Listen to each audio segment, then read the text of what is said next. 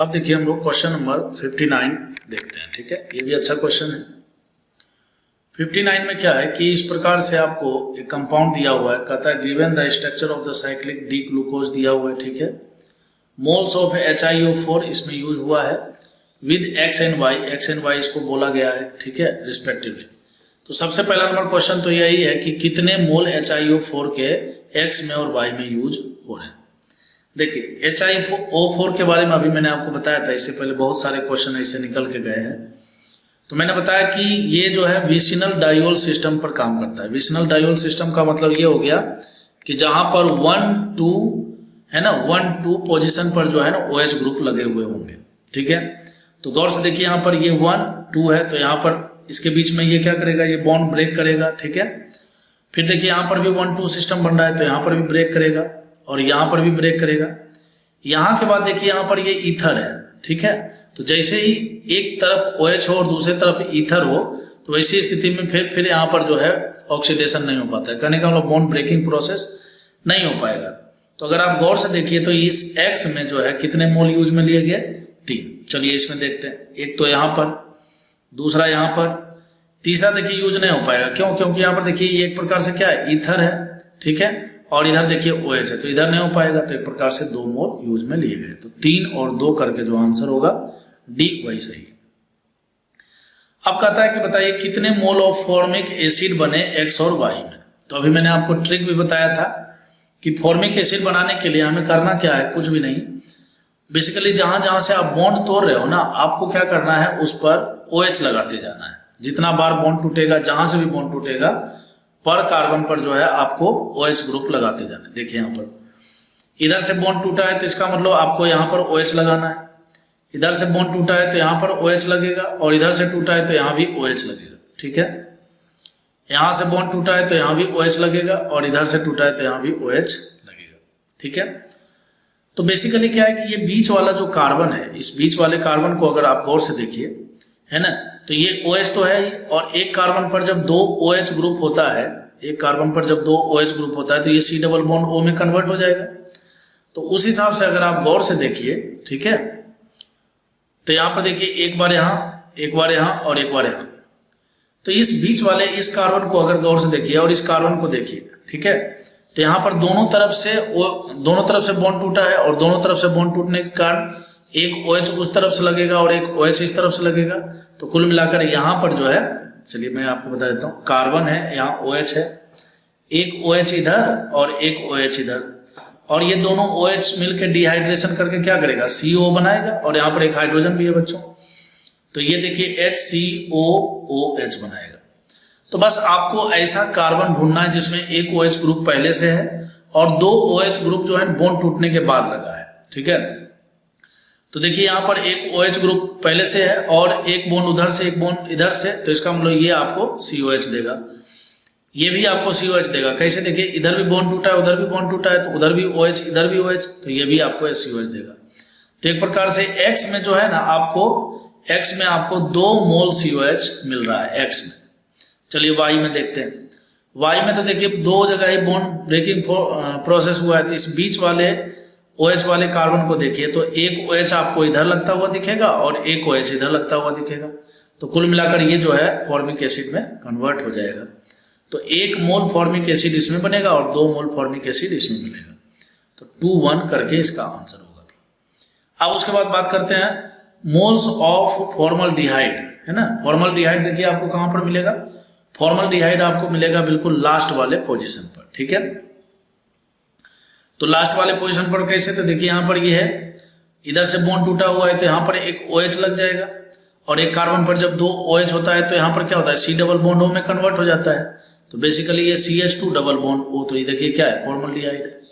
ये formic acid में बदला था, ये फॉर्मिक एसिड में बदला था, और ये इधर से भी एक OH में कन्वर्ट होगा, लेकिन इसके साथ ग्रुप होगा, तो ये फॉर्मल्डिहाइड तो नहीं है।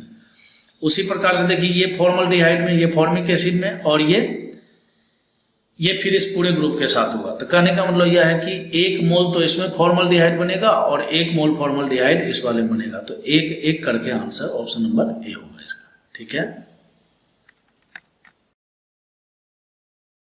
हेलो बच्चों, देखिए हम लोग बात करेंगे क्वेश्चन नंबर 60 के बारे में, ठीक है। क्वेश्चन नंबर 60 में है कि कहता है in which of the following group each member, ठीक है, each member give positive iodoform test. तो सबसे पहले हमें पता होना चाहिए क्या कहाँ जो है आयोडोफॉर्म टेस्ट देता है। एक तो देखिए मिथाइल कीटोन वाले सिस्टम पर आयोडोफॉर्म टेस्ट देता है, ठीक है। बेसिकली इसके लिए हम रिएजेंट क्या यूज में लेते हैं, I2+ का NaOH, ठीक है। तो ये क्या करता है, यहाँ वाला जो ये जो CH3 है ना, ये जो CH3 है ये CHI3 में कन्वर्ट हो जाता है आयोडोफॉर्म में। दूसरा सिस्टम होता है बच्चों की यहाँ पर जो है CH होना चाहिए, दूसरे कार्बन पर जो है अल्कोहल होना चाहिए और CH3 इसमें भी होना चाहिए, ठीक है। अच्छा, तो मेनली यही दो सिस्टम होता है, ठीक है। तो अब देखिए अगर अल्कोहल के हिसाब से हम बात करें तो कहने का मतलब अगर मीथेनॉल के बारे में बात करेंगे तो ये नहीं दे पाएगा, जबकि अगर हम इथेनॉल के बारे में बात करें, ठीक है, तो अगर आप गौर से देखिए तो ये देखो आपको कुछ ऐसा ही दिख रहा होगा, पहला मिथाइल है और दूसरे पर OH दिख रहा है, तो ये दे पाएगा, ठीक है। इसी प्रकार से अगर जैसे मान लीजिए कि इस तरह से दे दे CH3 और उसके बाद C+O और H दे दे तो ये भी दे देगा। तो ये एक प्रकार से देखिए क्या इथेनॉल है। तो पहला कहने का मतलब पहला जो कार्बन है वो एक प्रकार से मिथाइल ग्रुप होना चाहिए, क्योंकि यही ग्रुप जो है ना बेसिक मीडियम में CI3 के फॉर्म में बोले तो आयोडोफॉर्म के रूप में कन्वर्ट होता है। तो कुल मिलाकर कंडीशन यहाँ पर यही है कि जहां पर OH ग्रुप लगे हुए होंगे और या जहां पर C+O ग्रुप लगा हुआ होगा उसके ठीक बगल वाले कार्बन पर एक मिथाइल ग्रुप होना चाहिए और मिथाइल होना चाहिए। खैर, तो देखिए यहाँ पर जो है हम लोग बात करते हैं 60 का ऑप्शन नंबर 1। पहला देखिए कहता है क्वेश्चन में in which of the following each member, है ना, फॉलोइंग ग्रुप ईच मेंबर, मतलब एक भी मेंबर अगर गड़बड़ हो गया तो फिर गड़बड़ हो गया। देखिए तो मीथेनॉल है, तो मीथेनॉल मतलब CH3OH है, अभी बताए थे कि ये नहीं दे पाएगा, तो ये ऑप्शन ही गया, है ना, मीथेनॉल नहीं दे पाएगा। चलिए इसमें देखिए इथेनॉल है, तो इथेनॉल देगा, अभी बताए थे इथेनॉल देगा, ठीक है। आइसोप्रोपेनॉल है ना, ये आइसोप्रोपेनॉल नहीं है बेसिकली, ये आइसोप्रोपेनॉल होगा, ठीक है। तो ये आइसोप्रोपेनॉल का मतलब ये कुछ ऐसा बोलना चाह रहा है, ठीक है, ये भी दे दिया। फिर मीथेनॉल के बारे में बात करें तो मीथेनॉल के बारे में देखिए HCH+O भी चल रहा है, लेकिन इसके बगल में मिथाइल ग्रुप होना चाहिए जो आयोडोफॉर्म में कन्वर्ट होगा, तो इसमें ये वाला गड़बड़ हो गया, तो ये भी ऑप्शन गड़बड़ हो गया। चलिए C में बात करते हैं, तो इथेनॉल तो देगा ही। इथेनॉल के बारे में, इथेनॉल भी अभी बताए थे, देखिए यहाँ पर इथेनॉल यही तो है, CH3 और C+O है, तो C+O या COH के ठीक बगल वाले कार्बन पर एक मिथाइल ग्रुप होना चाहिए, तो यहाँ पर देखिए ये भी है।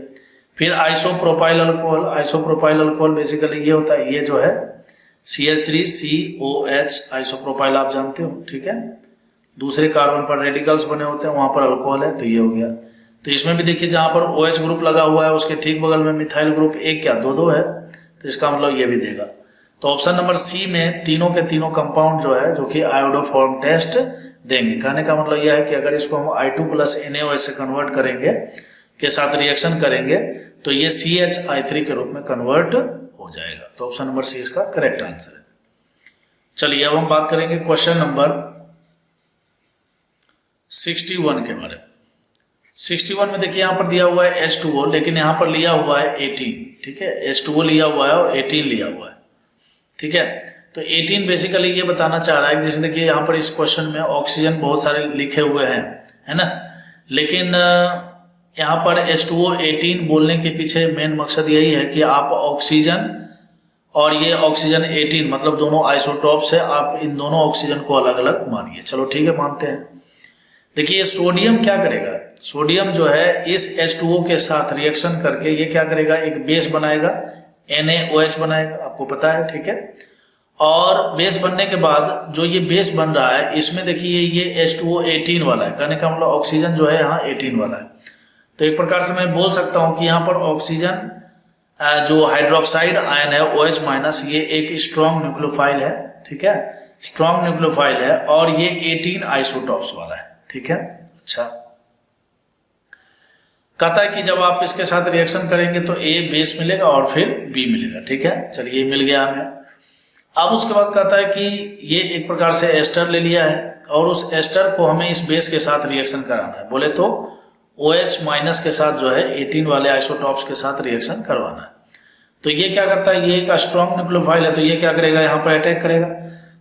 अटैक करने के बाद ये नेगेटिव चार्ज यहाँ पर खुलेगा, ठीक है। फिर डबल बॉन्ड में स्ट्रेंथ ज्यादा होने के कारण ये दोबारा री अटैक करेगा और ये वाले ग्रुप को यहाँ से बाहर करेगा। तो जब ये बाहर होगा बच्चों तो देखिए CH3C डबल बॉन्ड O, और जो अटैक किया था वो था OH और वो 18 वाला था, ठीक है। और जो टूट कर गया बाहर वो है CH3CH2, ठीक है, और O माइनस है। अब देखिए ये O माइनस जो है ना, और इस हमें पता है कि CH3COH का जो बोले तो एसिड का जो एसिडिक स्ट्रेंथ है वो बहुत ज्यादा होता है। तो ये जो O माइनस है ये क्या करेगा, यहाँ से प्रोटॉन को खींच लेगा। तो जब प्रोटॉन को ये खींचेगा तो फाइनली जो है आपको प्रोडक्ट के रूप में मिलेगा बच्चों ये कुछ ऐसा, और यहाँ पर 18 होगा और दूसरे तरफ जो है CH3CH2OH मिल जाएगा, ठीक है। तो कहता है इस प्रकार से आपको जो है C और D दो प्रोडक्ट मिलेंगे। D जो है ना वो एक अल्कोहल होगा, तो ये देखिए मिल भी गया, ये D अल्कोहल है। तो कहता है बताइए C क्या मिला है, तो C तो देखिए साफ साफ दिख रहा है यहाँ पर C, ऑप्शन ढूंढिए, ऑप्शन नंबर C इसका करेक्ट आंसर है। समझ में आई बात, ठीक है। अब हम लोग नेक्स्ट क्वेश्चन देखें।